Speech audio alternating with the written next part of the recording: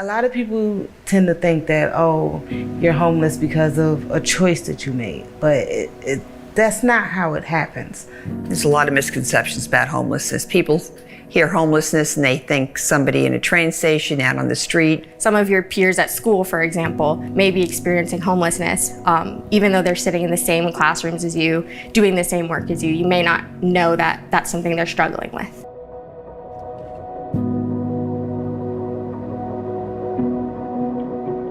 I was supposed to be the superwoman. I was supposed to be the provider, and not to be able to have a place for my kids to stay. And from moving from place to place, I felt it. My mom worked 3 jobs, so even when she was alive, I was still the caregiver for my younger brother and sister. She died my senior year of high school. I graduated with honors. I was supposed to go to Spelman for a scholarship, but because there was nobody there to take care of them, I stayed home. So we initially lost the house to taxes, to back taxes. And that's how I first ended up in my homeless situation. My mom and my dad passed away. And at the time, I was working, I had a roof, over our head. I would go to work and I would just cry. I didn't know what depression was.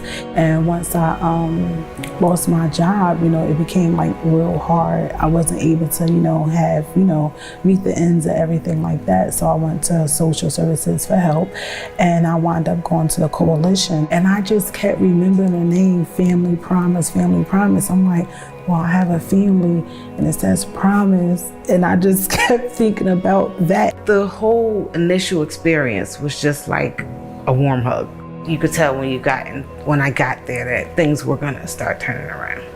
A Family Promise gave me all the tools I needed to go forward and be successful. Like, all I had to do was actually do the work, but all the supplies I needed were right there within reach, and then the support was also right there. Once we got situated, I got a job again.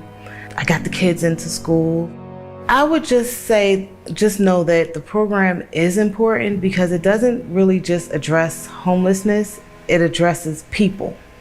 So it's more of not just finding someone a place to live, but helping someone find out who they are so that they can live their best life. People are so excited when they volunteer for the first time. I don't think they realize how much it really impacts them, and that giving back to others makes you feel good. There's a lot of things that folks can do to give back, and it just really depends on their own interests and what they'd like to do, as well as their time and availability to do so. I think the most important part also is to have individuals to keep donating, because when an individual donate, you're speaking into someone's life, you're speaking into someone's future. The money that's given and help, for rent, for different things that a lot of individuals need, and just always, being compassionate. Promise is looking to engage volunteers of all ages and backgrounds. We're really looking for folks who bring a lot of different skills to the table. So anyone can volunteer with us. Young folks, older folks, retirees, you name it. We want them to volunteer with us at Family Promise. Just knowing that the donations come, that's actually a seed for a flower to grow.